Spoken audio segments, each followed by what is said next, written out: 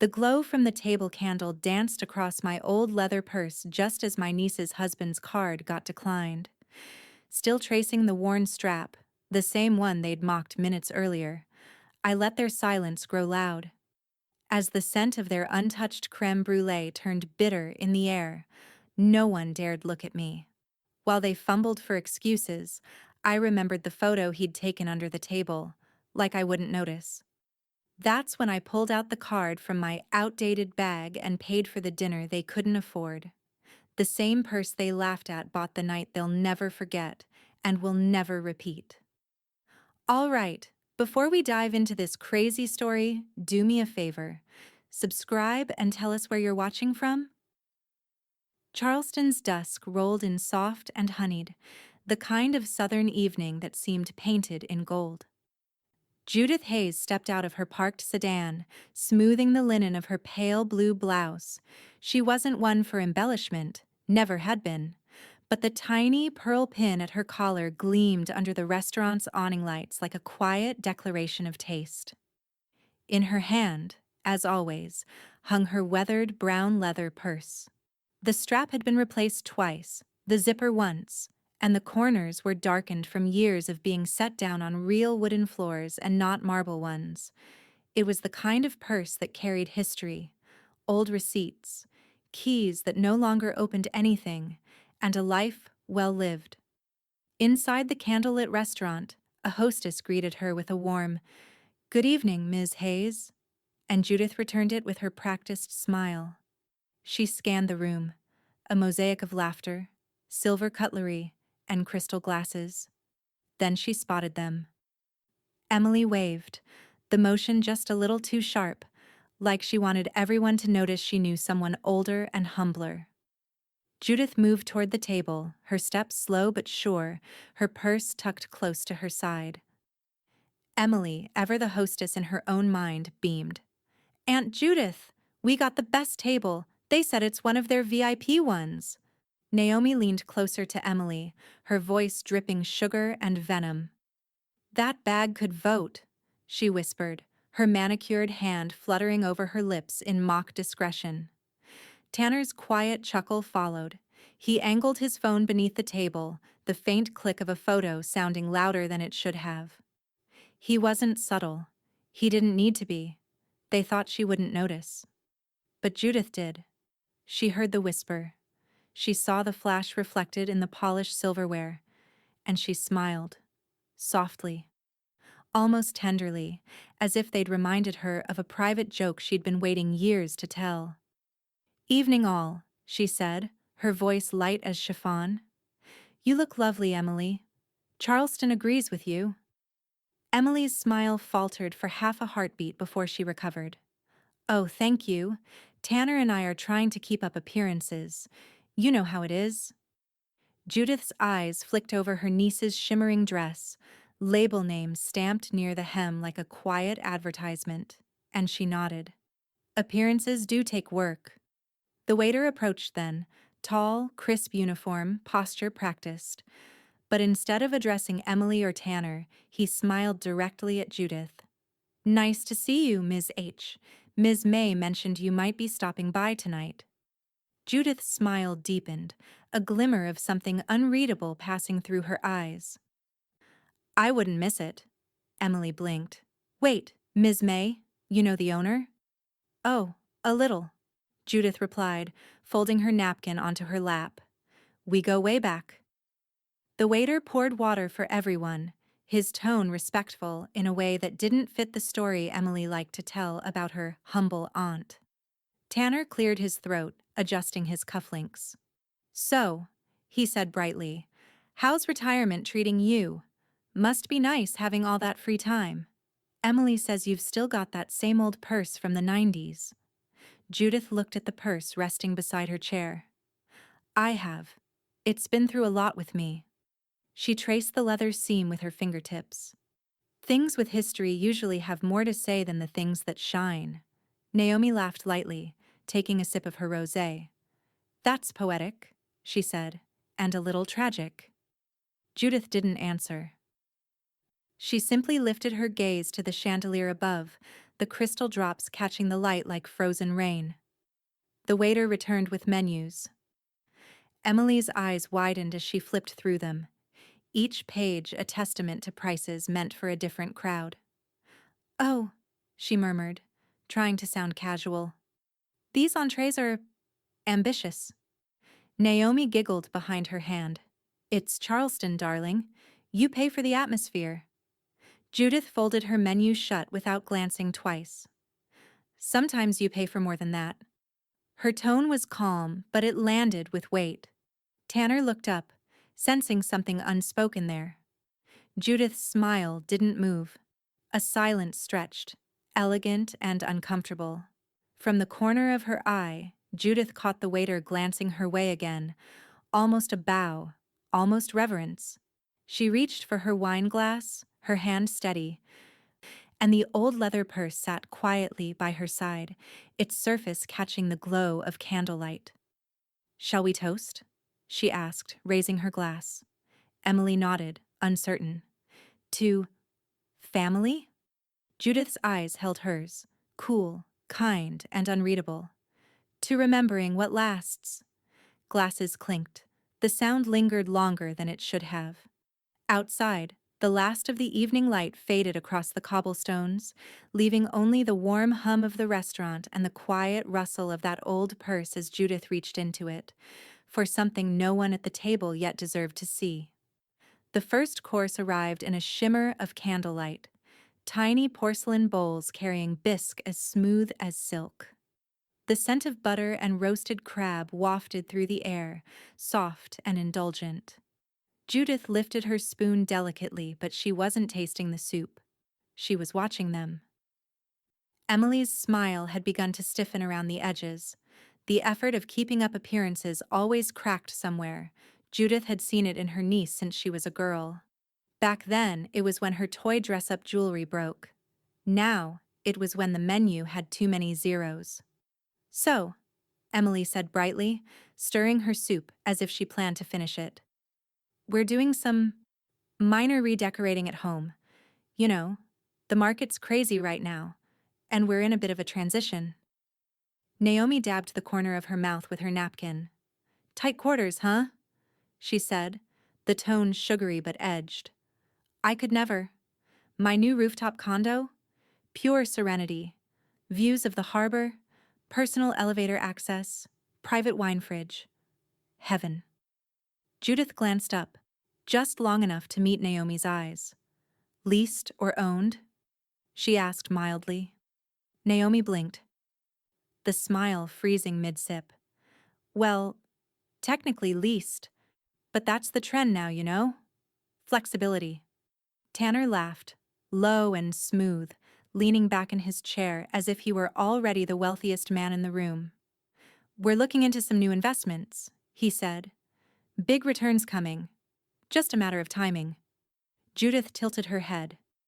"Oh? Which sector?" "Fintech," he said confidently. "A company called LendPath. Huge in the digital lending space." Judith's hand stilled on her spoon. LendPath.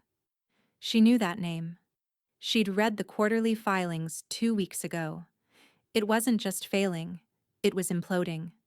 Shareholder lawsuits, executive exits, and a stock chart that had looked like a cliff. "Sounds promising," she murmured, her tone unreadable. Across the table, Emily laughed a little too hard. "Tanner's always been the smart one with money. I'm just trying to keep up." Judith smiled softly. "I'm sure you are." A flicker of discomfort crossed Emily's face before she looked away, focusing instead on Naomi, who was already complaining about the wine temperature. The illusion of social ease was cracking, hairline fractures in their curated glamour. The waiter reappeared with the entree menus. "Would you like to begin a tab, Mr. Rhodes?" Tanner nodded, reaching into his sleek leather wallet with a flash of gold card. Judith noticed the faint tremor in his hand, so small, so controlled, but not invisible. Minutes passed, conversation stretching thin. Judith spoke little, only enough to keep the rhythm of civility alive. Emily talked about branding partnerships, Naomi about visibility, Tanner about equity opportunities. None of them spoke about reality. Then the waiter returned. He bent slightly, voice courteous but hushed. "I'm sorry, sir, but this card didn't go through. Would you like to try a different one?" Naomi's fork paused halfway to her mouth. Emily went still, her cheeks coloring. Tanner gave a short laugh, strained and brittle. "That's odd. Must be the chip reader. Happens all the time. Let me just—" He fished out another card. Judith could almost hear the static of panic behind his polished smile. He tapped it against the machine with a little too much force. The waiter waited. The screen beeped again. Declined. Tanner's jaw flexed. "That's strange. I'll just, Venmo someone. Easy fix." "Of course," the waiter said gently, though his eyes flicked toward Judith for the briefest moment, as if confirming something unspoken. Judith leaned back, watching Tanner's composure unravel thread by thread. Emily adjusted her napkin, pretending to check her phone, whispering something that sounded like limits. Naomi glanced between them, caught between pity and amusement. Judith reached for her wine.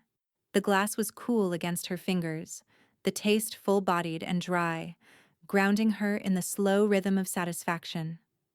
She didn't gloat. She didn't smirk. She simply saw.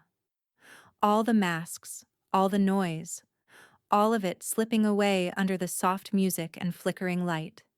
The kind of truth that didn't need to be spoken aloud. "You all right, dear?" Judith asked lightly, eyes on Tanner. He forced a grin. "Perfectly. Just some tech issue." "Of course," she said. "Technology can be so unreliable." The waiter offered to try again, and Tanner waved him off too quickly. "No, no, I'll handle it. Maybe after dessert." Judith smiled, the faintest curve of her lips. "I'm sure you will." She sipped her wine again, slow and deliberate, the sound of crystal meeting her ring echoing faintly through the momentary silence.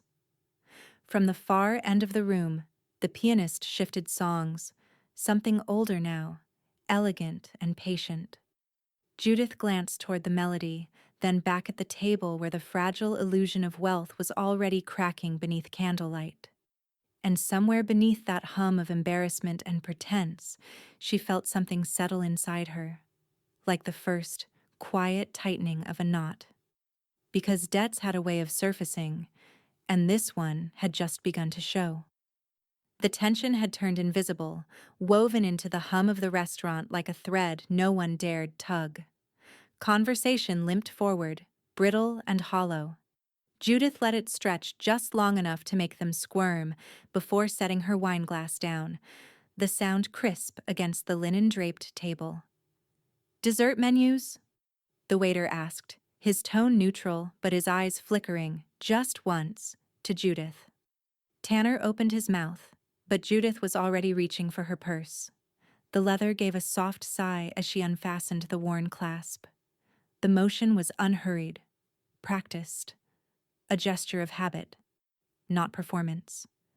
She didn't say a word, just slid a sleek black card toward the server with 2 fingers, quiet as a secret. The waiter's nod was small, but reverent. He took it and disappeared toward the back. Emily's eyes widened. "Oh, Aunt Judith, no! You don't have to—" "Too late," Judith said simply, without even looking up from her napkin. The air shifted. Naomi let out a half laugh, the kind people make when they don't know which side of a moment to stand on. "Well, that's unexpected." Judith lifted her gaze then, and the softness in it wasn't apology. "No trouble," she said. "This place is special to me." It was such an ordinary sentence, but the calm weight in her tone made it sound like something more. A line drawn in quiet ink. Emily tried to recover the rhythm of things, forcing brightness back into her voice. "That's so sweet of you, really. You've always been generous." Judith smiled faintly. Only when it counts. The waiter returned a moment later, not with hesitation, not with the awkward sympathy he'd worn for Tanner, but with a kind of professional deference that didn't go unnoticed. He placed the check presenter discreetly beside Judith. "Thank you, Ms. Hayes. It's always an honor." Emily blinked at the phrasing. Tanner looked up sharply, his brow tightening. Judith tucked the card away with graceful precision. "You're very kind, Ryan. Please extend my regards to Ms. May." "Of course," the waiter said, voice low, almost deferential. Then he turned and walked away, leaving behind a silence that hummed louder than any music. Tanner shifted in his chair, eyes darting to the purse, then, unable to help himself, to the card as Judith slid it back into its leather sleeve. The logo had glimmered just long enough under the candlelight for him to recognize it, obsidian black with a silver crest. He knew that card. The kind whispered about in financial forums, the kind without a limit, without a ceiling, without questions, the kind people like him could only dream of qualifying for. His throat tightened. "That's quite a card," he said, trying to sound casual. Judith dabbed her lips with her napkin. "It does its job." Emily's voice came out too high, too quick. "Did you, win the lottery or something?"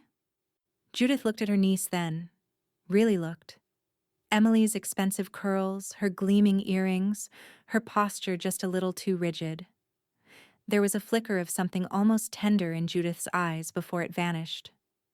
"I suppose you could say luck runs in the family," she said, her tone smooth but layered with meaning Emily couldn't parse. Naomi leaned back, studying her as though trying to see what she'd missed. "Well," she said lightly, "it's nice someone at the table can pay the bill." Tanner's jaw twitched, but he stayed silent. The confidence that once filled his shoulders had drained away, leaving only the shell of the man who built his worth on optics.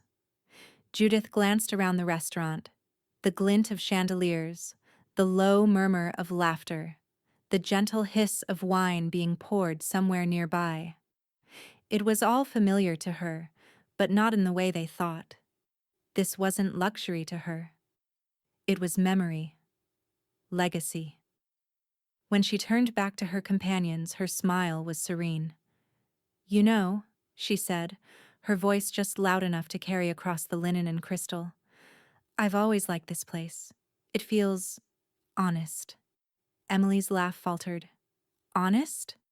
"Yes," Judith said softly. "People reveal themselves here, usually by dessert." For a beat, no one spoke. Then the waiter returned with a silver tray, setting down 3 small gift boxes wrapped in ivory ribbon, complimentary, from Ms. May's kitchen. "A token of appreciation," he said, glancing at Judith again. Tanner's eyes flicked between Judith and the boxes. "We didn't, order these." "No," Judith replied. "They're earned." Naomi's painted smile wavered. Emily reached for one of the boxes, her fingers trembling just slightly. Judith lifted her wineglass again, the candlelight tracing a golden line along its rim. "Two appearances," she said softly, raising it in a solitary toast. "They're so fragile, aren't they?" No one answered. Outside, the rain had begun to fall, soft and steady against the windows. Judith looked toward it, her reflection ghosted in the glass, calm, deliberate, unshaken. The purse sat beside her, unassuming, familiar. Within it, a lifetime's worth of proof waited, patient and powerful. As the others shifted uneasily in their seats, Judith smiled to herself, a knowing curve of quiet triumph. The storm outside might have been gentle, but the one she'd just stirred, that one would leave marks. The hum of the dining room dimmed as Judith rose from her seat. Her movements were calm. No rush, no apology, as if she'd simply remembered something she'd left undone. Emily glanced up, startled. "Aunt Judith, where are you going?"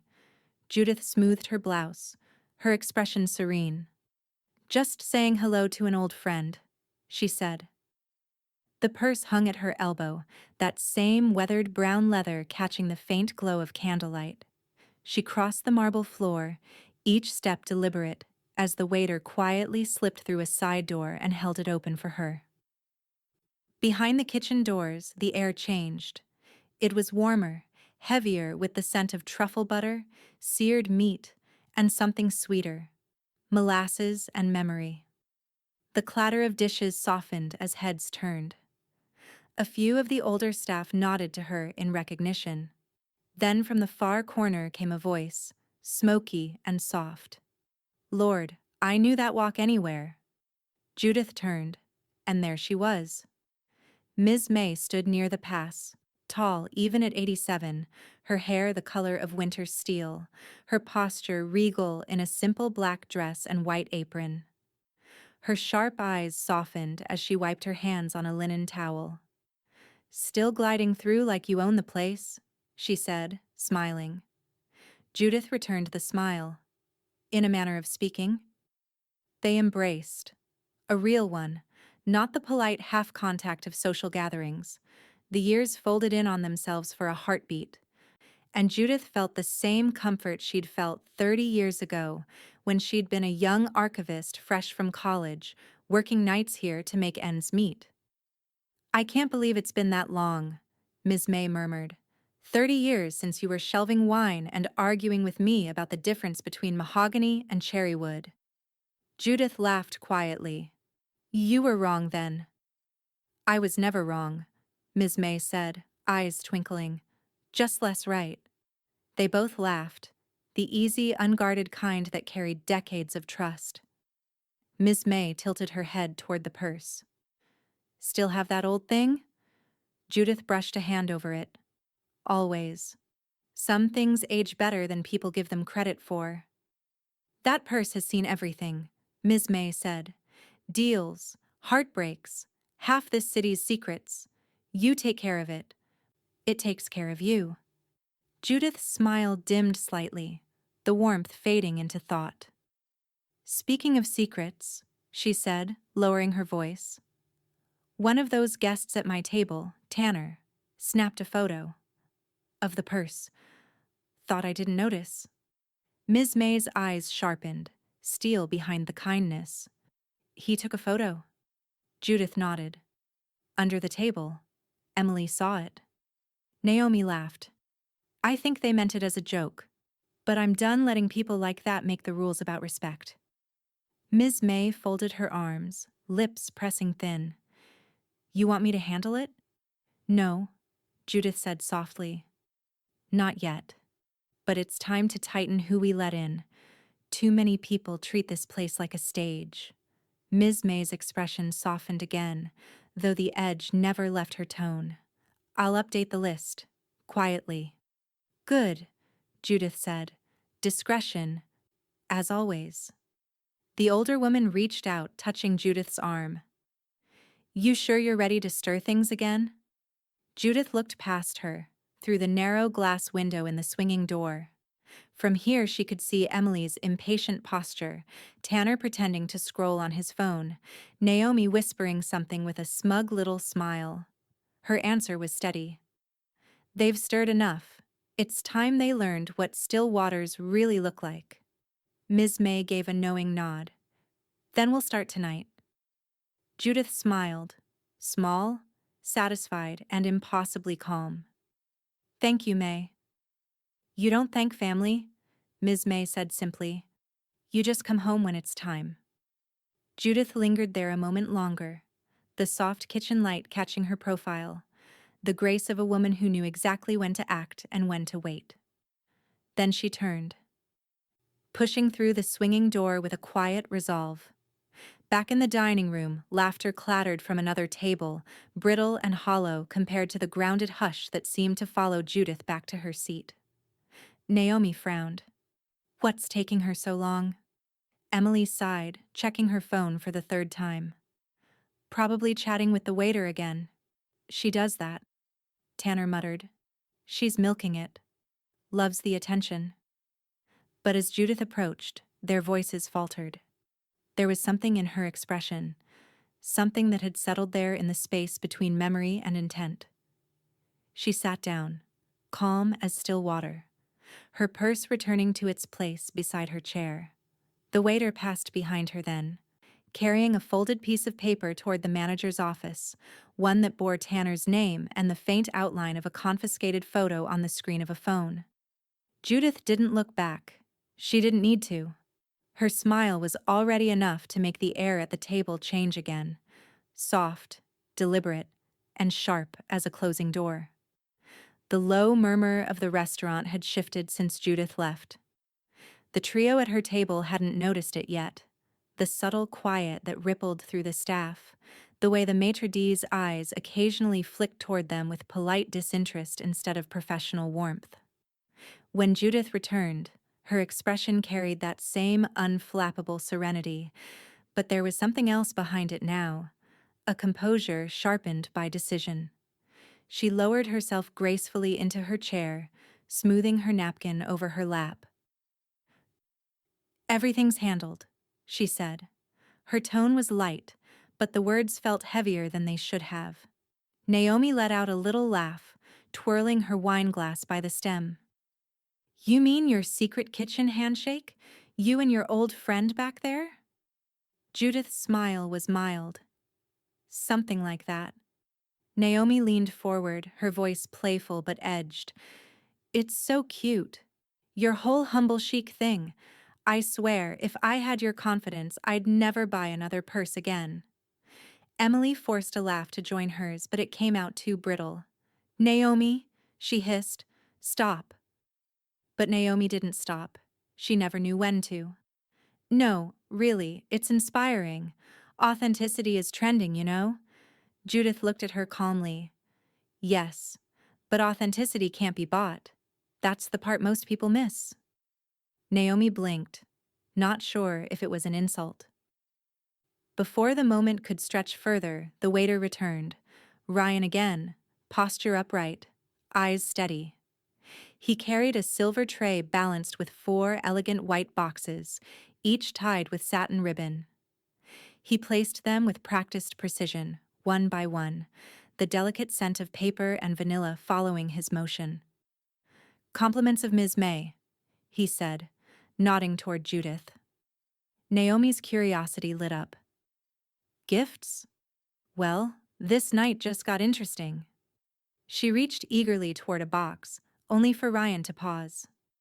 "I'm sorry, ma'am," he said with quiet professionalism. "These are for Ms. Hayes's confirmed guests." A tiny silence fell. Naomi frowned. "Excuse me?" Ryan turned slightly, setting a box in front of the man seated behind them, someone from another party entirely, and then placed the remaining 3 in front of Judith and 2 other women seated at a nearby table. Not a single one stopped at Naomi's, Emily's, or Tanner's places. Judith's hand brushed the edge of her own box. "Thank you, Ryan." "Of course, Ms. Hayes." He bowed slightly and disappeared toward the kitchen, leaving behind a silence so tight it could have snapped. Emily's cheeks flushed a quick, startled pink. Was there some sort of mistake? Judith turned her box slowly, running her fingers over the ribbon. "No mistake. These are invitations." Tanner leaned forward. "Invitations?" Judith's smile never faltered. "To the Heritage Club, one of Charleston's oldest dinner circles. They're hosting an event next month for patrons of local legacy businesses. Ms. May and I decided to sponsor new memberships." Emily blinked. "You did?" Judith nodded. "For those who understand what it means to preserve history, not just perform it." The sentence hovered, gentle, yet surgical. Naomi's smile stiffened. "That's lovely. So exclusive, I'm sure." Judith turned her gaze to her, eyes bright but unreadable. "Exclusivity isn't about who gets in, dear. It's about who's quietly asked not to return." Naomi froze, wineglass halfway to her lips. Emily looked at her aunt, trying to read her. "What does that mean?" Judith folded her hands together. elbows resting lightly on the tablecloth. The candlelight played across the soft lines of her face. "It means that some guests are permanent," she said gently, "and others." She paused, letting the silence stretch just long enough to draw the line invisible but unmistakable. "We're temporary." Emily's breath caught. "Aunt Judith." Judith stood, slowly, gracefully. The motion drew every eye around the table without a word of force behind it. "Don't worry," she said, reaching for her purse. "Everything's been taken care of. You won't have to pay for dinner tonight. Or ever again. At least not here." Naomi blinked. "What are you saying?" Judith met her eyes with quiet finality. "I'm saying you're no longer welcome at my table." Her voice didn't rise, yet the sentence landed like a gavel. The waiter reappeared at her shoulder as if on cue. "Ms. Hayes," he murmured. "Ms. May said the list has been updated." Judith nodded, her gaze never leaving the three stunned faces before her. "Thank you, Ryan." Emily's face had gone pale. You changed the list?" Judith adjusted the strap of her purse, her composure absolute. "I did. I told you this place was special to me." For a long moment, no one moved. The storm outside had gathered strength, rain streaking down the windows like melted glass. The restaurant's soft music went on, indifferent. Judith turned toward the window, her reflection framed in light and motion, a woman carved from calm and consequence. "Funny thing about tables," she said at last, "they remember who's earned a seat." Then she walked toward the maitre d', exchanging a quiet word as she passed. Behind her, Emily sat frozen, Tanner's hand gripping his untouched glass, Naomi staring after her with a confusion that tasted like humiliation. And when Judith reached the doorway, Ms. May was there, watching from the shadows, ledger in hand. Judith gave her the faintest nod. Ms. May closed the book. By the time the rain eased, Charleston's streets shimmered like polished slate. Inside the restaurant, the last notes of piano faded into low conversation and the delicate chime of glassware. Judith's table sat half empty now. Tanner, Emily, and Naomi still frozen in the quiet wreckage she'd left behind. Naomi was the first to move. She inhaled sharply, reaching for her phone like a lifeline. "Okay," she said, her tone tight. "Let's just not make this bigger than it is." Emily blinked out of her trance. "What are you doing?" Naomi swiped through her camera roll. "Posting. Damage control." The glow of her screen lit her face, softening the fury into vanity. She raised her phone, angling for the perfect shot. Wine glasses, the half-eaten dessert, the glow of chandeliers still flickering above. "Smile," she said flatly. Emily didn't move. Tanner just stared at the rain-streaked window, jaw tight. Naomi took the photo anyway. Within seconds, she was typing. "Captured Charleston evenings, our dinner goals. Beach, grateful." And then she hit post with a defiant flick of her thumb. For a few moments, it worked. The screen blinked, loaded, and displayed her carefully curated image. She smirked. "See? Nothing to worry, Ab." The notification popped up before she could finish. "Post removed. This content has been flagged for unauthorized use of location tags."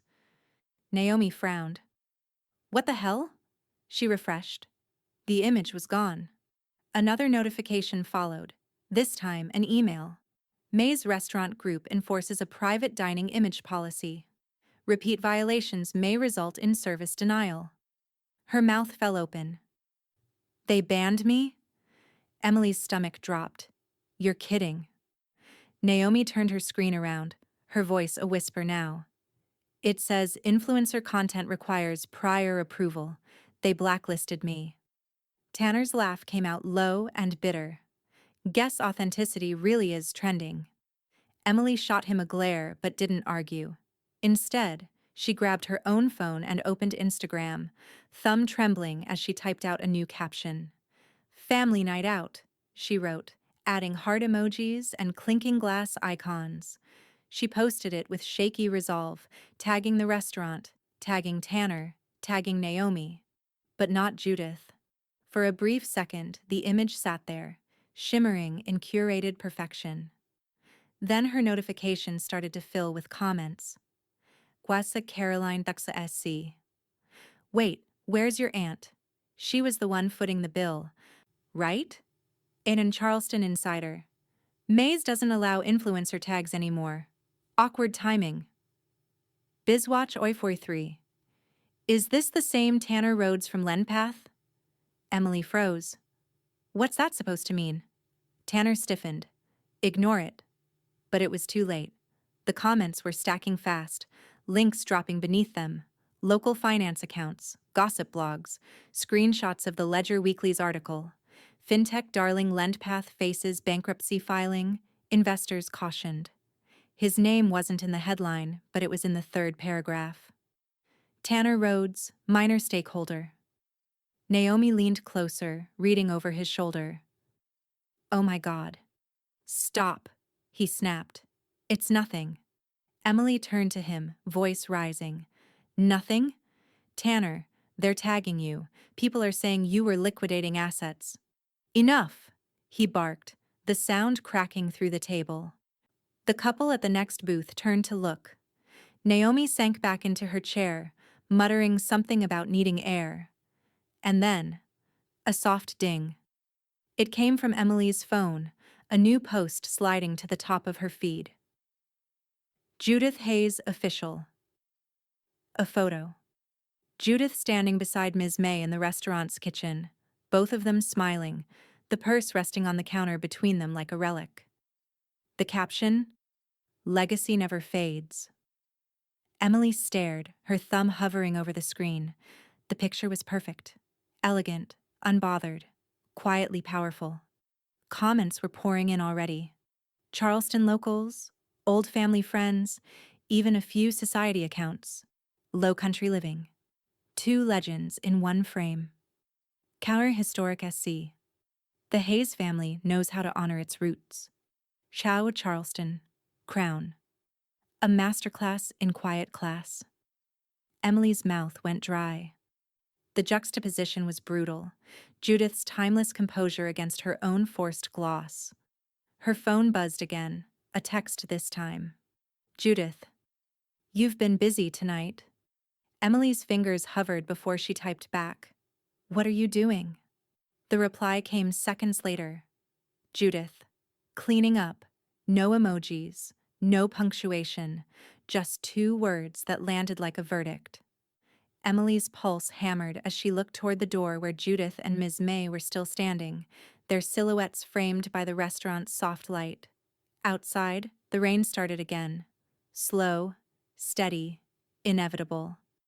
Naomi's phone buzzed with another notification. Her PR manager's name flashed across the screen. Then, your brand account access has been restricted due to reputation risk. Tanner swore under his breath. Emily just stared at Judith's picture again, the one the whole city was now sharing. The caption glowed on the screen. Simple, final, impossible to ignore. Legacy never fades. Morning light spilled through the mullioned windows of Judith's study, the kind of old Charleston morning that made even the dust look dignified. The walls were lined with oak shelves, filled not with novels or heirlooms but with ledgers, her father's handwriting still visible on the oldest spines. At the center of the room sat Clark Benton, her estate advisor, in a dark pinstripe suit and his usual air of quiet precision. Judith placed her coffee cup on a coaster, sliding a stack of documents across the desk. Let's move forward, she said. The trust revisions first. Clark adjusted his glasses, scanning the forms. You're sure about excluding your niece and her husband? That's quite final.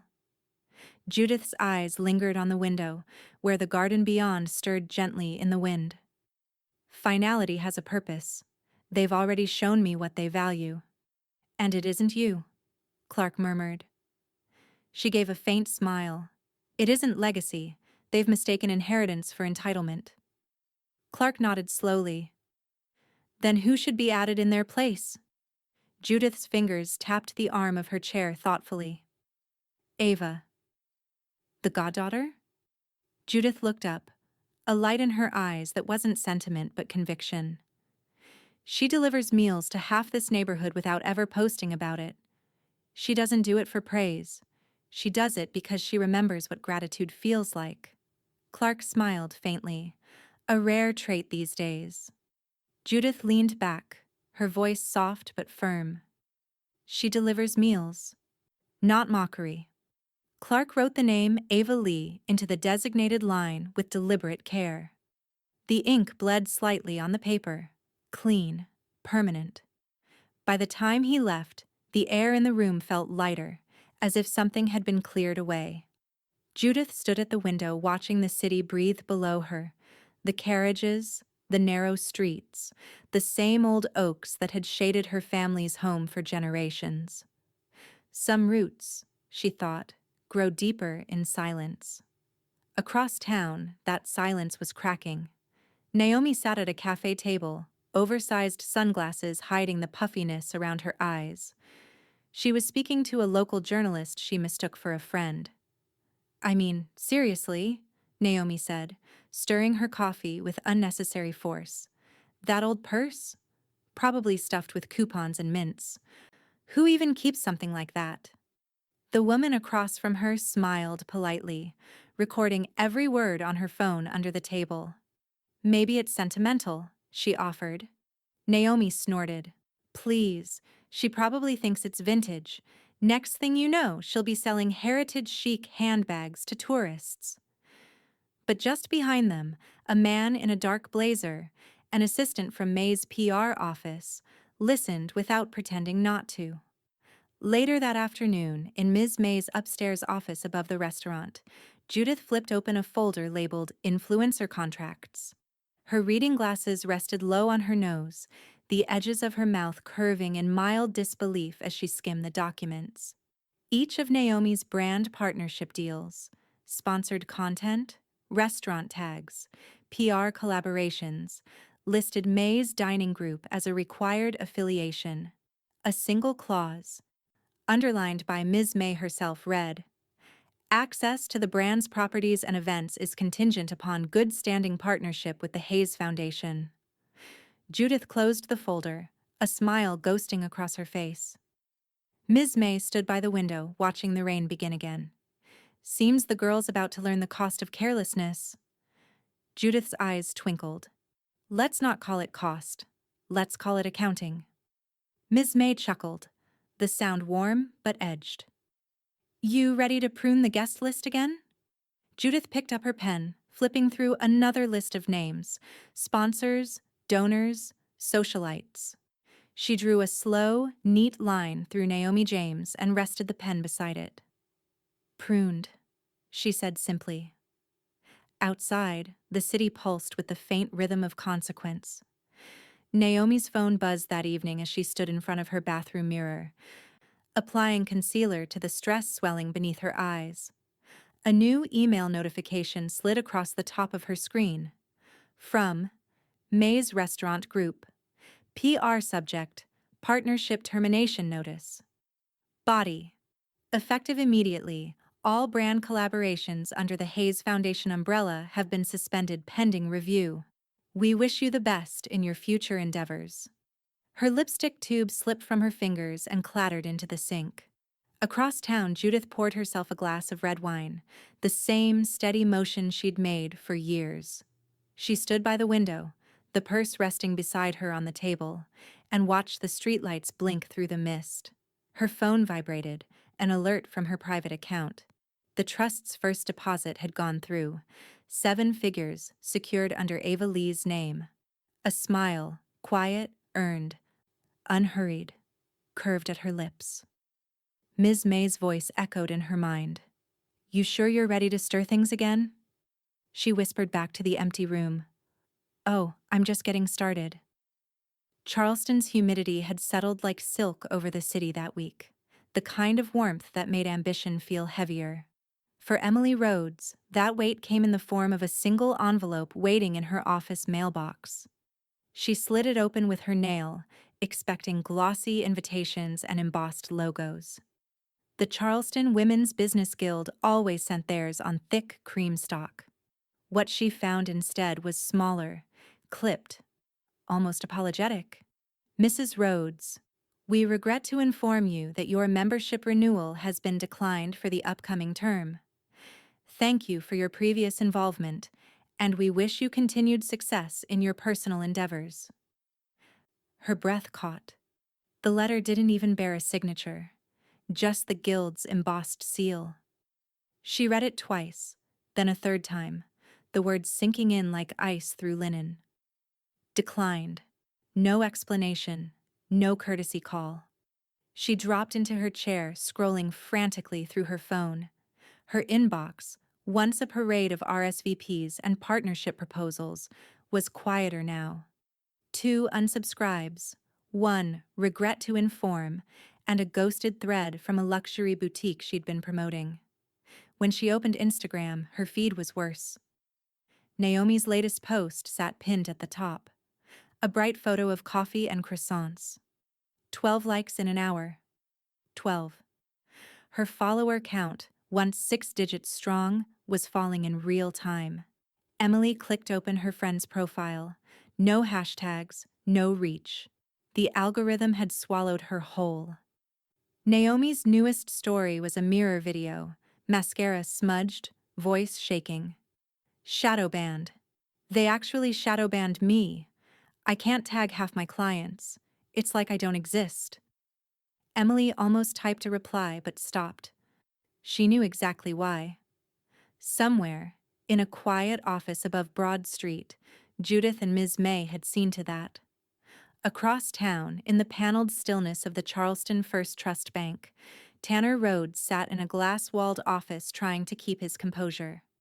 The loan officer, a man half his age but twice his confidence, tapped at a keyboard before sighing softly. "I'm afraid your application for a bridge loan can't be approved at this time, Mr. Rhodes." Tanner clenched his jaw. "We have collateral. I sent over the financials." "Yes, sir, but with Lenpath's holdings under review, your equity isn't considered liquid. It's, well, unstable." Tanner's hands tightened around the arms of the chair. "You don't understand. This is a temporary dip. Once the market stabilizes." The banker's voice softened, almost pitying. "We understand, but the board's guidelines are firm. You might want to explore private lending." Private lending? Code for desperation. Tanner stood, shaking the man's hand like it burned him. "Thank you for your time," he said, the words tasting like rust. That same afternoon, sunlight streamed through the wide windows of Charleston's historic library hall. Inside, a quiet buzz filled the space. A mentorship event, Legacy Women Forward, funded by none other than the Hayes Foundation. Judith moved through the crowd gracefully, her presence understated but magnetic. Ava stood at the podium in soft pink linen, speaking with an ease that came not from polish but from purpose. "My godmother," Ava said, glancing toward Judith, "taught me that wealth isn't measured by what you have, but by what outlasts you. And generosity, when done quietly, echoes the loudest." Applause rippled through the audience. City officials, philanthropists, women who'd once whispered about Judith's modest purse now hanging on her every gesture. Near the back of the room, Emily stood alone. She hadn't been invited. She'd seen the event flyer at her favorite cafe that morning, Judith Hayes Foundation Mentorship Luncheon, and the names printed in small serif font along the bottom. Ava Lee, Ms. May Franklin, Clark Benton, Judith Hayes. Her own name was nowhere on it. She'd dressed up anyway, told herself she'd drop by to show support, maybe network her way back into relevance. But standing there now, clutching her tote like armor, she could feel the distance between them. When the applause ended, Judith turned and saw her. For a heartbeat, their eyes met across the crowd. Emily straightened, her lips parting as if to speak. Judith's face softened into a polite, unreadable smile, the kind reserved for strangers or people you've already forgiven without forgetting. She inclined her head once, almost imperceptibly, and walked past. Emily's throat tightened. She turned toward the exit, heels clicking too loudly against the marble floor, the sound sharp enough to draw glances she couldn't bear. Outside, Charleston shimmered under the late sun, magnolias blooming, the air thick with jasmine and judgment. Emily stepped into the light, blinking back whatever pride she had left, her phone buzzing in her bag. A notification banner slid across the screen. Breaking. Hayes Foundation to acquire historic Broad Street property for women-led business hub. Her reflection glared back at her from the glass door. And through that reflection, across the street, she saw Judith walking calmly with Ava. The younger woman carrying the same weathered purse now, swinging lightly at her side. Emily's breath caught. For a moment she thought about calling out, about apologizing, but Judith never looked back. She just lifted her hand in a graceful, absent wave, the kind that closed a chapter without saying a word. It was a gray morning when Emily stood outside Judith's house, the kind of Charleston morning that carried salt in the air and the hum of distant thunder. The Hayes home loomed quietly behind its wrought iron gate, ivy climbing its columns like time reclaiming its due. Emily hesitated before pressing the brass bell. Her reflection shimmered faintly in the glass. Perfect hair, neutral dress, eyes betraying the panic she'd spent all week disguising. Inside, the sound of slow footsteps. Then the door opened. Judith stood there in her cardigan and soft leather slippers, the same calm that had unsettled Emily since childhood. "Emily," she said, her tone even, "you look tired." I just wanted to talk," Emily said quickly. "To clear the air, maybe?" Judith's expression didn't change. After a measured pause, she stepped aside. "All right, come in." The foyer smelled faintly of lemon polish and magnolia blooms from the vase near the stairwell. Every surface gleamed, every frame perfectly aligned. Not grand, but deliberate. A home kept by someone who still believed order could heal what people broke. Emily perched on the edge of the sitting room sofa, fingers twisting the strap of her bag. Judith moved unhurriedly, setting a tray of tea between them. "Sugar?" Judith asked. "No, thank you." Emily took a shaky breath. "Look, I know things have been weird. The restaurant, the posts, the guild stuff. It all spiraled. People talk, and perception can be cruel. But I just think maybe there's been some misunderstanding." Judith poured the tea. The silver spoon clinked once, sharply, before the silence swallowed it again. "Perception," Judith repeated, her tone mild. "That's a word you've always liked." Emily flushed. "I didn't mean it like that. I know things looked bad. But Tanner's had a rough time. We both have. And maybe I said things that came off wrong. You know how social media magnifies everything." Judith's eyes stayed on her, unreadable. Emily pushed on, her voice gaining speed. "And the photo? I didn't even know he took it until later. It was supposed to be a joke. Just something dumb for a story, not disrespect." Judith set her cup down. "A joke," she said softly. Emily nodded quickly. "Exactly. A stupid joke. We never meant to hurt you. You've always been the classy one in the family, the stable one. I just wish people didn't twist things to make us look like villains." The air between them went still, heavy with the sound of the grandfather clock ticking in the hall. Judith rose and crossed to the sideboard, her back to Emily. "It's interesting," she said, her voice calm, almost conversational. "You call it perception. I call it truth in costume." Emily frowned. "What does that mean?" Judith turned, a single sheet of paper in her hand. She walked back, slow, measured, and placed it on the table between them. It was a photograph. Tanner's photograph. The one he'd snapped under the table weeks ago.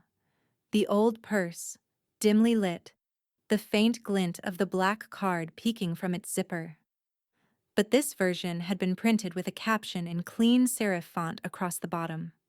The things they mock most often hold what they need most. Emily stared at it, her mouth parting. Where did you? Judith's voice was soft, deliberate. Ms. May has a very thorough incident log policy. Every file she keeps is time-stamped and cross-checked. That photo was archived with the restaurant's security feed. I thought you might want a copy. A keepsake of sorts. Emily's pulse hammered. You kept it? I preserve history, Judith said, lowering herself back into her chair. That's what archivists do. Emily swallowed hard, color rising up her throat. You're trying to humiliate us. No, Judith said gently. I'm reminding you what happens when you confuse dignity with display. Emily's composure cracked. You think you're better than me, don't you? Judith tilted her head, the faintest smile ghosting her lips. No, dear. I just never forgot where I came from. You tried to build a life out of mirrors. I preferred windows. The words hit harder for their calmness. Emily looked down at the photo again, the printed caption cutting through her like static. Finally, she stood. I shouldn't have come. Judith's eyes followed her without pity. Probably not. Emily gathered her bag, her movements sharp, brittle. At the doorway she stopped, voice trembling. You've ruined everything for us. Judith didn't flinch. No, she said softly. You did that the moment you forgot gratitude. Emily turned away before the tears could rise. The front door closed behind her with a muted click. For a long time, Judith stood there, the morning light falling over the photo still resting on the table. She picked it up, slipped it back into her purse, and closed the clasp with that familiar, final sound. Outside, Emily stumbled down the steps toward her car, her phone buzzing in her hand. A notification flashed across the screen. Breaking. Lenpath executive subpoenaed for financial misconduct investigation. She froze, staring at Tanner's name in print again. Back inside, Judith opened her phone, typed a short message, and hit send. To Clark Benton. Message: let the record show. The visit didn't change a thing. It started with whispers, as most Charleston stories do. By the time the azaleas bloomed along Meeting Street, the dinner had become something of a parable in local circles. It floated through private garden parties, charity luncheons, whispered over champagne flutes and soft laughter.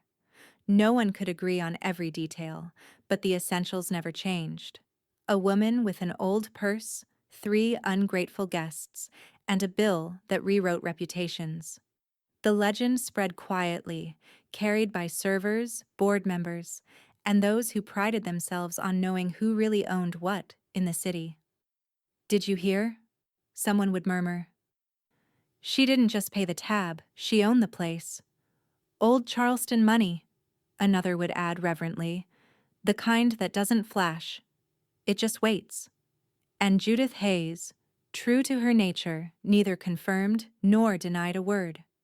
A month later, her photo, the same one with Ms. May and that weathered purse, hung framed inside the restaurant's front hall.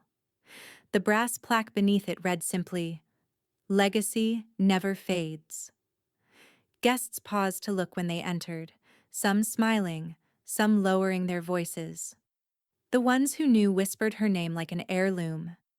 Meanwhile, across town, Naomi James was gone, digitally speaking. Her Instagram vanished overnight. Every post, every caption, every trace of curated perfection erased in a single click. Rumors followed, of course, that she'd moved to Atlanta, that she was rebranding, that her last brand sponsor had quietly dissolved their contract after certain PR complications. In truth, she was still in Charleston, just quieter now, her phone camera tucked away, her influence traded for anonymity. For Emily, silence came slower and meaner. Her consulting firm, Rhodes Image and Cohen, had been fragile to begin with, built on connections now turning brittle. 3 clients canceled within the same week. 2 stopped returning calls altogether. The final email arrived late one evening as she sat in her office under flickering fluorescent light. Dear Mrs. Rhodes, after careful consideration, we've decided to move in a different direction with our brand strategy. We wish you all the best. No signature, no explanation. Just a door closing without a sound. Emily leaned back in her chair, staring at the framed Women of Influence 2023 award on her wall. The gold lettering glinted in the dim light like mockery. She pressed her palms over her face and let the silence swallow her. Tanner, ever the pragmatist, adjusted faster. Or tried to. His new suit was cheaper, his smile a little tighter, but his handshake remained the same. He sold his watch first, the one he used to polish before every meeting, engraved on the back with "For every win, remember who helped you start." The pawnshop clerk offered half of what it was worth. Tanner didn't argue. When he left, the sound of the doorbell behind him seemed louder than usual, and through it all, Judith moved quietly, gracefully, like a woman whose balance had finally been restored. The foundation she co-chaired with Miss Zepfois Anne May hosted a new event that spring, the Hayes Family Scholarship for Historical Preservation, honoring her late father's years of work preserving Charleston's archives. The ceremony was small and elegant, held under the wide oaks behind the library. Ava gave the opening remarks. Judith stood near the back, her purse looped over her arm, smiling faintly as the young scholars spoke about legacies, about preserving stories that would otherwise fade. When she was introduced, she didn't make a speech. She just stepped up to the podium, looked out over the crowd, and said, "History isn't about who remembers your name. It's about who remembers your integrity." Applause rolled through the courtyard, real, respectful, earned. That night, after the guests had gone and the lanterns were dimmed, Judith lingered by the reflecting pool. The purse rested on the bench beside her, its leather soft from years of touch. Clark Benton approached, his shoes crunching softly on the gravel. "It's strange," he said. "For a night that began with humiliation, you've built something unbreakable out of it." Judith smiled, eyes on the water. "Humiliation's only temporary. Dignity doesn't expire." Clark nodded, glancing toward the purse. "You ever going to retire that thing?" She chuckled quietly. "Not while it still has work to do." Her phone buzzed once in her pocket. A news alert. She didn't check it. Not yet. But when she did later that night, it would show Tanner's name again, buried deep in a report about asset seizures tied to LendPath's collapse. For now, she just sat beneath the trees, the reflection of the purse glimmering on the water like a relic of patience rewarded. Spring in Charleston had a way of making endings look like beginnings. The air was soft, the wisteria heavy with bloom, and in Judith Hayes's study, the late light slanted across her desk in threads of gold and dust. Ava sat across from her, shoulders trembling as she tried to keep her composure. The legal documents in front of her were neatly arranged, each one bearing Judith's careful handwriting and Clark Benton's embossed seal. Clark stood by the window, giving them privacy but bearing witness all the same. "I can't." Ava's voice cracked. She pressed the back of her hand to her mouth, then tried again.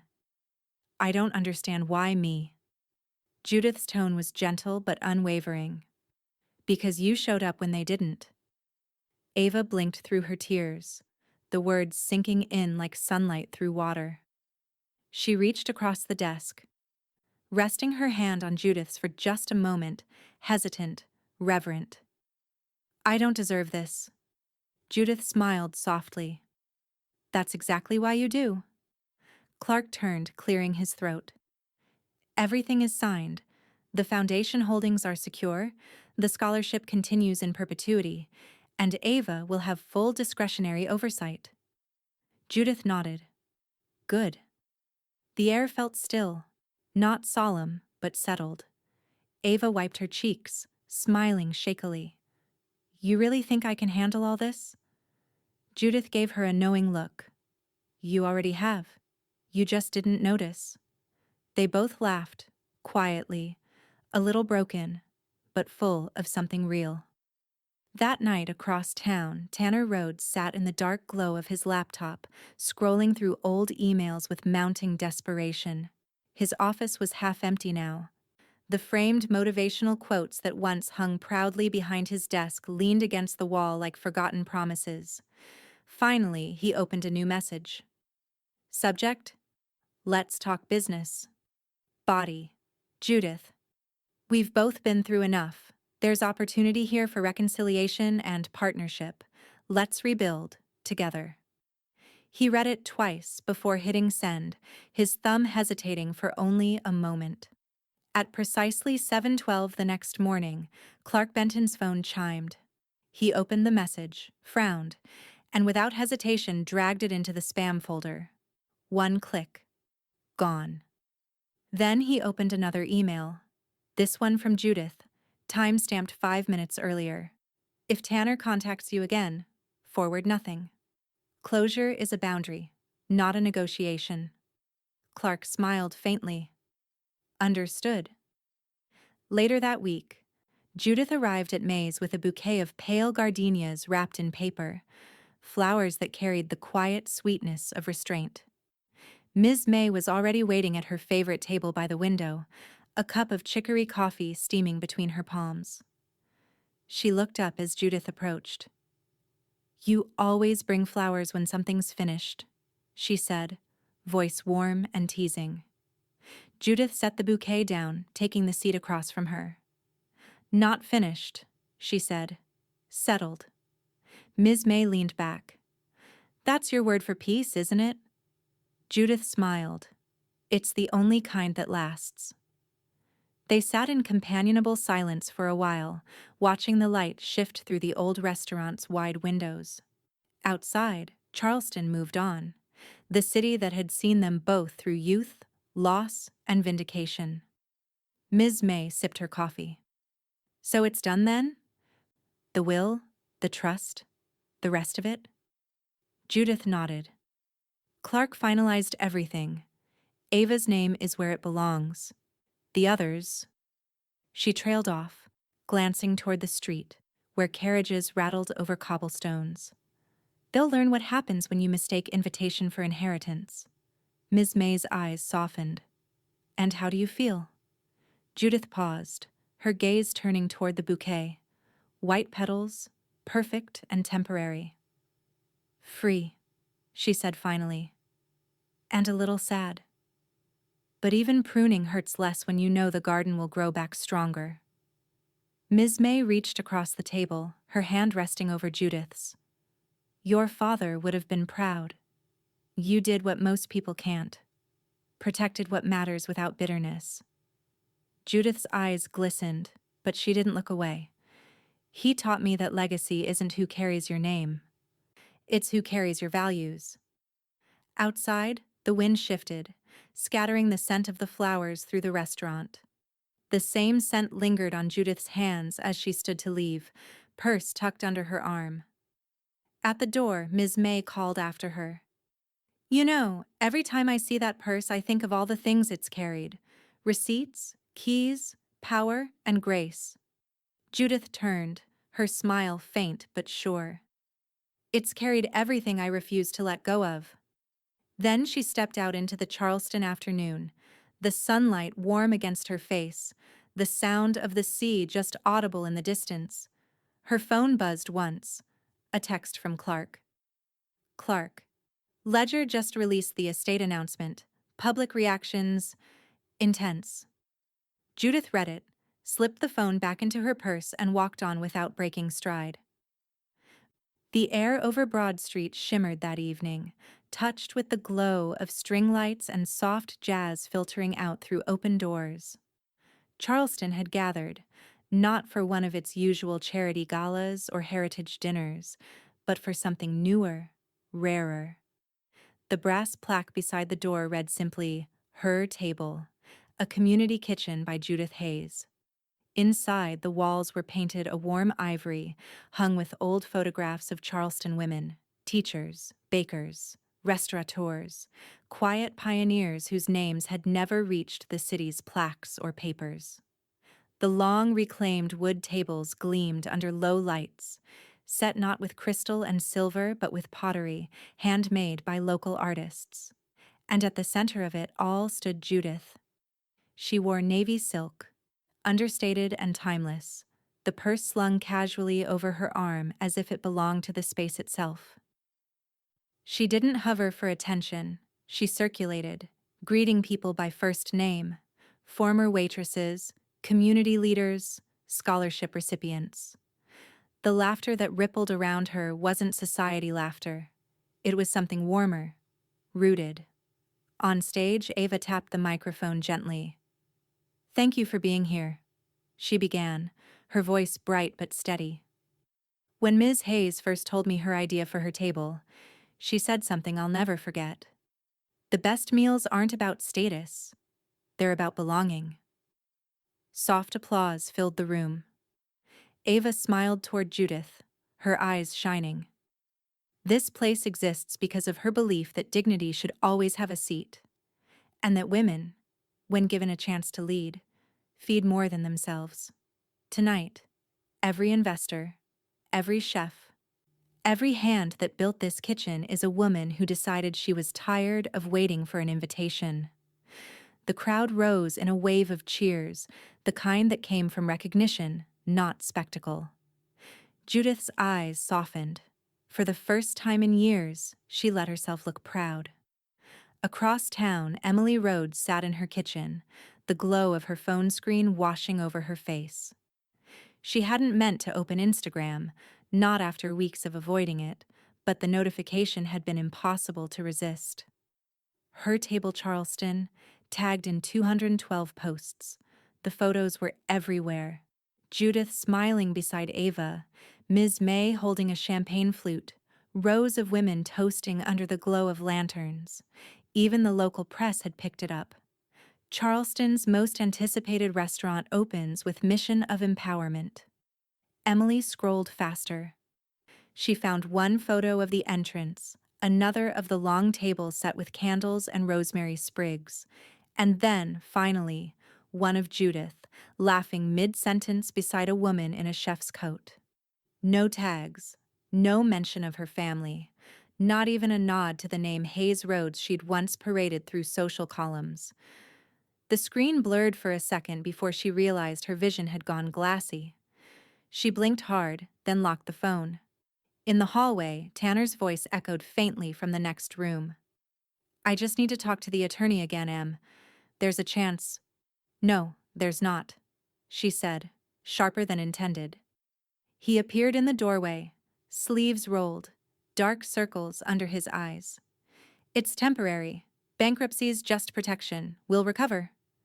Emily laughed, brittle and low. "You've been saying that for months." He opened his mouth to argue, then stopped. The silence between them was full. Years of image and ambition now rotted through. She turned away. "You should sleep," she murmured. "Tomorrow you'll have to explain to the bank why your car isn't parked out front anymore." He didn't answer. When she finally went back to her phone, the feed had updated again. Ava had just posted a photo of the event, the purse resting on the table between her and Judith. The caption reading, "We built a table no one can buy their way into." Emily scrolled to the comments, hundreds of them. Words like inspiring, historic, homegrown leadership. She stared until the letters blurred, until the knot in her throat was too heavy to swallow. At that same hour, Naomi James stood at the Charleston bus terminal with a single suitcase, and her phone turned off. The city lights shimmered across the wet pavement, reflections bending in puddles. A local reporter had caught her the week before, asking about the Hayes dinner and her relationship with Ms. May's brand partners. She'd smiled through it, but she'd known it was time. A reset, she told herself. Everyone needs one. As the night bus pulled up, she took one last look at the skyline, the steeples, the soft amber of old windows, the whispers of the circles she used to belong to. Then she stepped aboard without looking back. Inside her table, dessert was being served. Lemon tart with lavender whipped cream. Judith took a small bite, closed her eyes, and let the laughter around her fill the space that used to ache.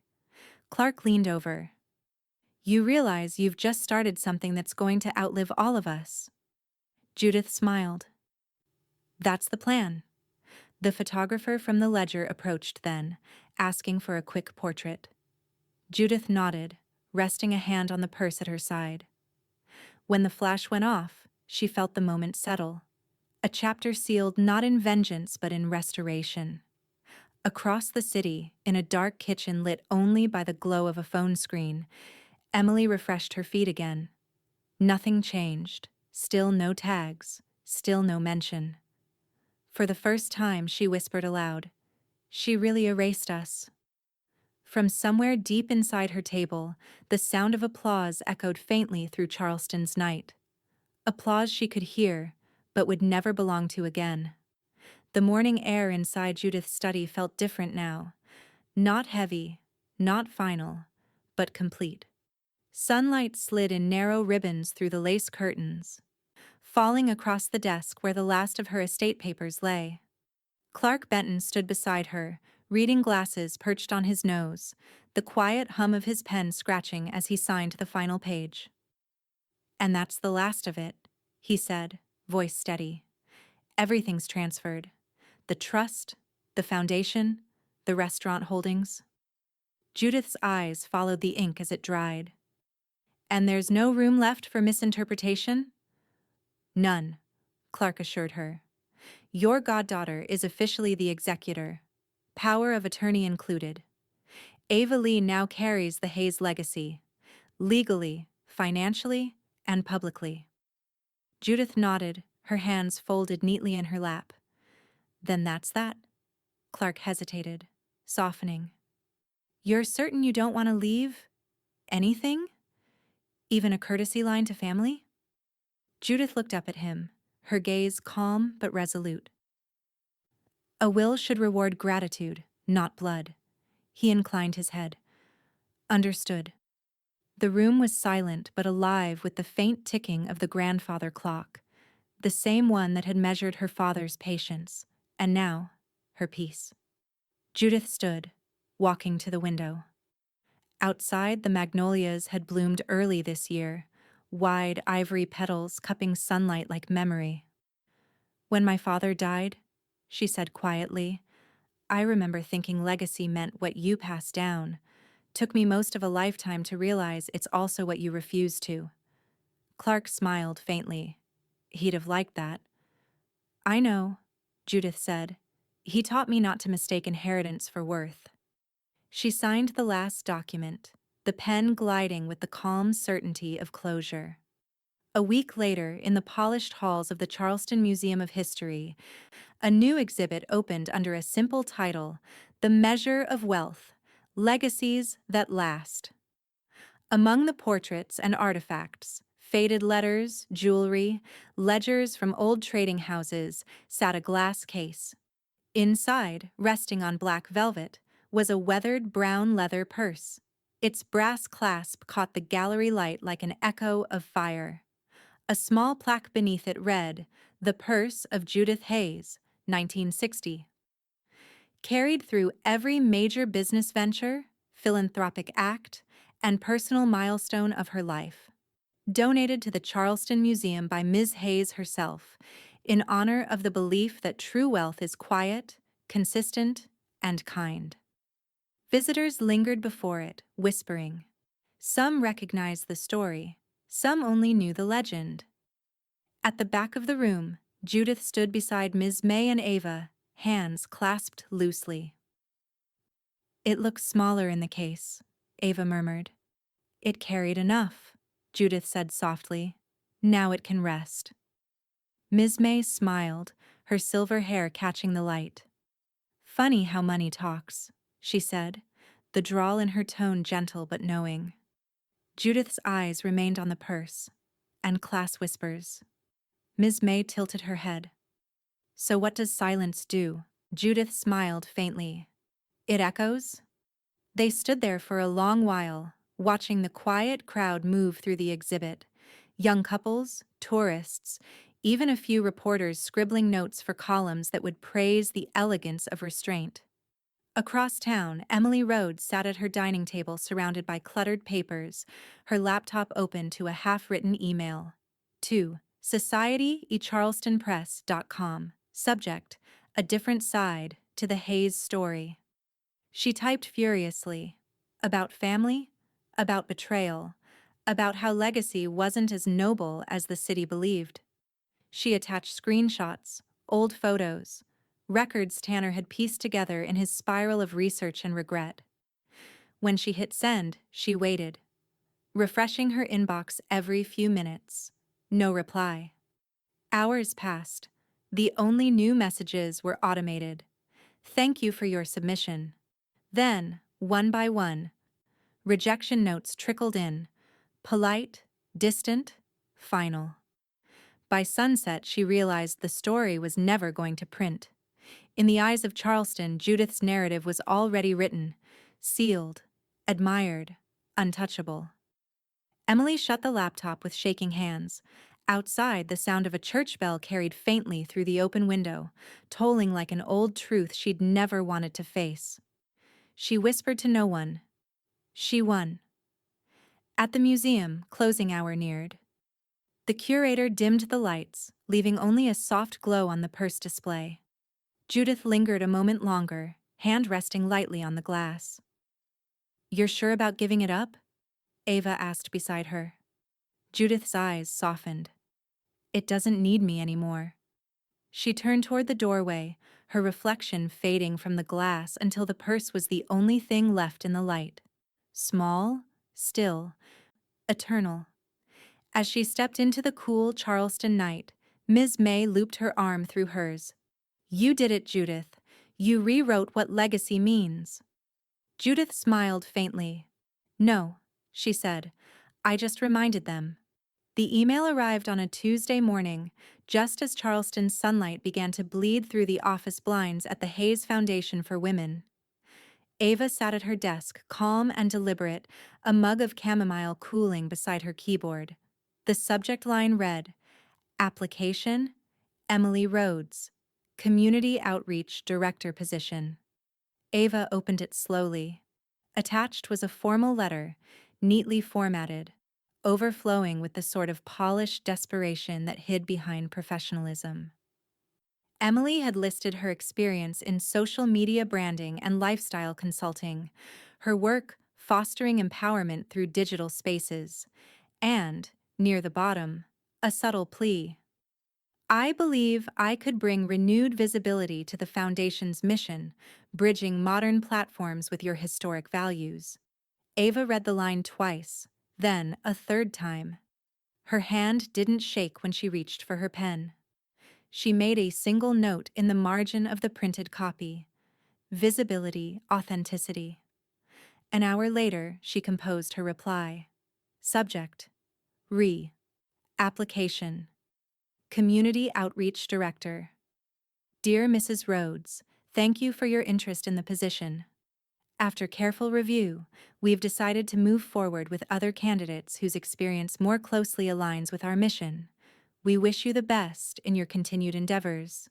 Sincerely, Ava Lee, Executive Director, Hayes Foundation. She hovered over send, then added one last line, gentle but final. P.S. Ms. Hayes often said legacy belongs to those who show up when it isn't convenient. I thought you'd appreciate the reminder. Then she hit send. Across town, Emily's laptop chimed. She clicked the notification and read the message in silence. Her hand found the edge of the table, gripping it to stay steady. Ava Lee. Of course. The goddaughter. The replacement. The one Judith had chosen. She read the line again. Legacy belongs to those who show up when it isn't convenient. The words stung because they were true. She shut the laptop. For the first time in months, she didn't cry. Just sat there in the stillness, surrounded by unopened bills and the sound of the ceiling fan that never stopped wobbling. Naomi James's name was disappearing too, but not from inboxes, from the city's donor lists. It began quietly. The annual Spring Society luncheon sent out a glossy brochure, and for the first time in 5 years, Naomi's name wasn't among the silver patrons. The same happened with the Preservation League. Then, the Children's Arts Gala. When she called to inquire, the assistant on the other end was polite but clipped. "We're streamlining sponsorship tiers this year, Ms. James, focusing on long-term commitments." "Long-term?" Naomi repeated. "I've donated for 7 years." The silence that followed was short, suffocating, and final. "Yes, ma'am," the voice said gently, "and we thank you for that." By summer, her invitations stopped arriving entirely. Meanwhile, at a quiet corner cafe downtown, Judith Hayes sat beneath a striped awning with 3 young entrepreneurs, women she'd helped mentor through her table's small business initiative. The midday sun dappled their notebooks and lattes, laughter floating between them like conversation among equals. Judith listened more than she spoke, interjecting only when a thought truly mattered. Her purse, now slightly worn at the seams, rested on the chair beside her, as always. "So when the investors pulled out," said one of the young women, "I almost gave up. But then I remembered what you told me at the grant review." Judith smiled. "Which part?" "That when people underestimate you, they're really underestimating their own imagination." Judith laughed softly, shaking her head. "That sounds like something Ms. May would say." "It's true, though," the woman insisted. "I used it in my pitch, and I got funding." Judith reached for her purse, unzipping the familiar compartment where her checkbook lived, the same worn leather pocket that had once held secrets, receipts, and cards that made men like Tanner Rhodes sweat. "Then let me add a little something to help that imagination grow," she said, writing neatly. "Consider it seed money." The woman's eyes widened. "Ms. Hayes, you don't have to—" "I know," Judith said, tucking the check inside an envelope. "That's why it matters." As they rose to leave, a young girl at the next table, maybe 10, freckles bright under the sunlight, pointed shyly. "I like your purse," she said. "It's old, but it's beautiful." Judith paused, smiling down at her. "It gets better with time," she said softly. "Most things worth keeping do." The girl grinned, and Judith brushed her fingers over the worn strap once more before turning to go. Later that afternoon, as she walked through the narrow streets toward her table, the scent of baked bread and salt air mingled around her. She could hear laughter from the restaurant courtyard, Ava's voice somewhere among them, bright and sure. Judith smiled. When she reached the corner, Clark was waiting by the lamppost with a folded newspaper in his hand. "You'll like this," he said, passing it over. The headline read, "From Purse to Powerhouse, the woman who changed Charleston's definition of wealth." Judith skimmed it, chuckling softly. "They always catch up late." Clark shrugged, smiling. "Legends take time to print." Judith tucked the paper into her purse beside her checkbook, the leather whispering as it closed. Charleston was slow that afternoon, the kind of slow that only came after a storm and before another. The sky was pale, the streets slick with rain that had already decided it had said enough. Inside her table, the lunch rush had thinned to a soft hum of plates and the low hiss of the espresso machine. Judith Hayes walked through the dining room, her steps unhurried, the click of her heels muffled against the old pine floorboards. The space had changed since that first dinner at May's. Brighter, fuller, more alive. But it carried the same kind of grace. Unforced, deliberate, rooted in quiet respect. Ava stood at the front, reviewing the reservation list, her hair pulled into a neat twist. She glanced up as Judith approached. "Everything's running smoothly. We're booked solid through next week." Judith smiled. "That's good to hear. You've done well." Ava's eyes softened. "You built the blueprint." Judith's gaze swept across the room. The sunlight spilling over copper fixtures, the soft laughter from the patio, the smell of rosemary and roasted bread drifting from the kitchen. It felt less like success and more like arrival. Ryan, the same waiter who'd once stood nervously at her side years ago during that dinner, approached carrying something wrapped in parchment and tied with a soft ribbon. "Ms. Hayes," he said, his tone reverent but easy now. "Ms. May thought you might like to see this." He handed her the frame. Judith untied the ribbon and lifted the cover. Inside, preserved under glass, was the original dinner receipt, the one from that night. The handwriting on the line for card holder was hers. Above the total, in calligraphed ink, the restaurant had titled the piece, "Paid in Full." For a long moment, Judith said nothing. Her eyes traced the numbers, the signature, the faint wine stain in the corner she hadn't noticed that night. History, framed and forgiven. "Where are you planning to hang it?" she asked quietly. "In the private dining room," Ryan said. "Ms. May thought it belonged there. A reminder of how this place started." Judith smiled faintly. "She's right." As Ryan walked away, Ava stepped closer. "Do you ever think about them?" Judith's hand lingered on the frame. "Sometimes, but not with anger." She turned toward the window, watching the street outside. The light caught in her eyes the way it always had. Soft, sure, knowing. Outside, the city carried on. And across the street, paused just past the old oak that shaded the sidewalk, stood Emily Rhodes. She looked smaller than Judith remembered. Hair pulled back, shoulders tucked in against the wind. Her gaze lifted briefly toward the sign over the door. Her table. The letters shimmered faintly in gold. For a heartbeat, Judith thought Emily might step inside. But she didn't.